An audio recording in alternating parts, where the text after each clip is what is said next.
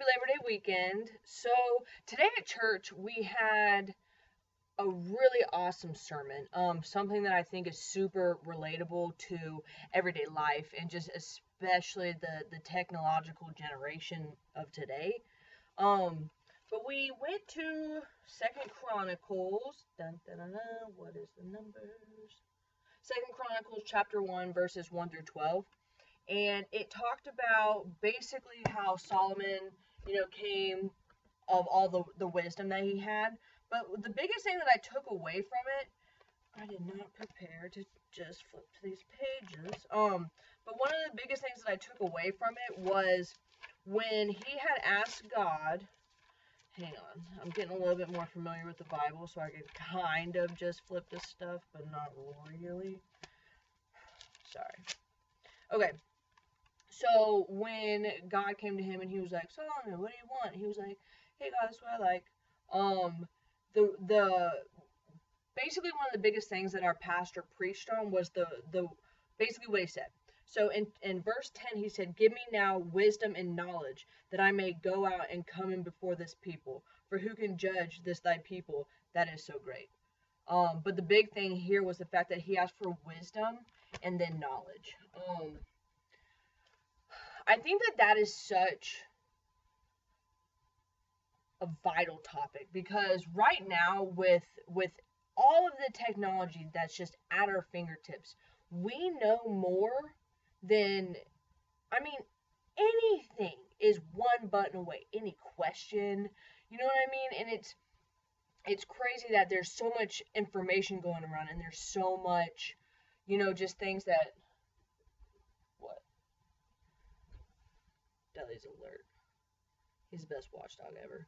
But there's so much stuff that I think people, I don't know, the technology these days is crazy. But the point of this video and what I want to talk about is the fact that there's not a lot of wisdom that's given out. And without the wisdom, the knowledge of things is almost just pointless. Because if you know all these facts, but yet you don't have the wisdom to either apply them or practically use it for your benefit and the world's benefit, what's the point?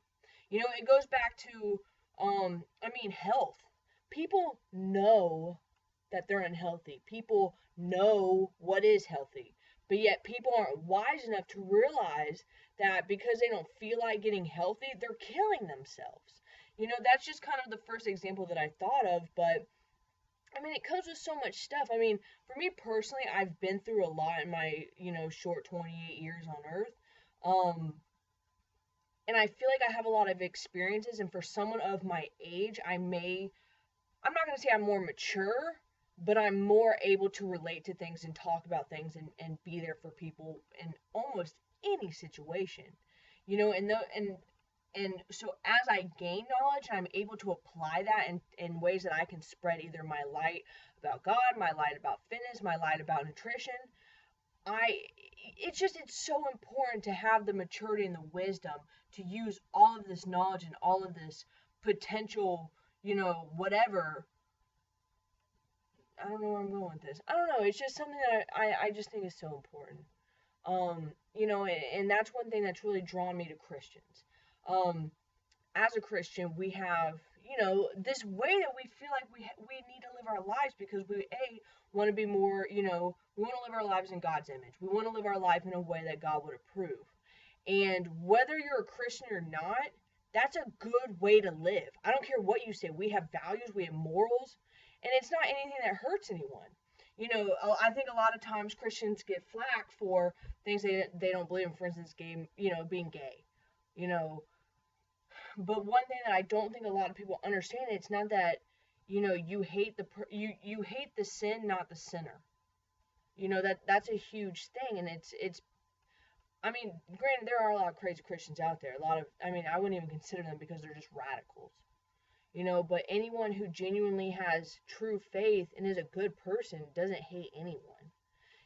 But I think that we live our lives in a way that is, I don't know, it just kind of brings us a little bit more, like the godly wisdom is you do things for a certain code, you do things for a certain reason, for a certain value. We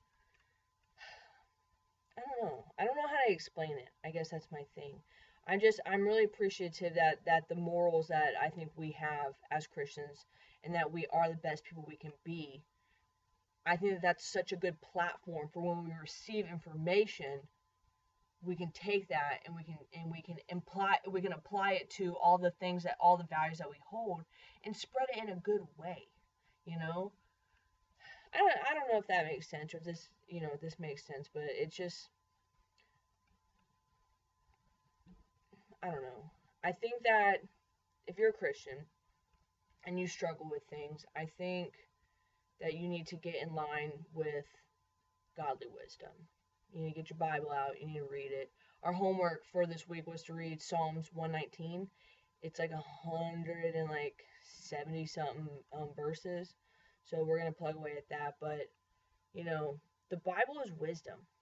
The Bible is a guideline, is a code, use it for your advantage. So that way when you become someone someone to shine the light, you have that inside of you.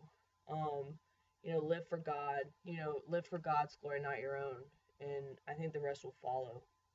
So I don't know how any idea of this video made sense. I'm kind of rambling because it's something that I definitely am passionate on because I feel like there's so many, I don't want to say dumb people, but I feel like there's a lot of dumb people out there who just are idiots, and are just living to live. And it's like they don't realize that how it affects themselves, how it affects other people, and how crazy people are getting these days. I think if everyone just sat down, I don't know, I think parents just need to start spanking their kids again.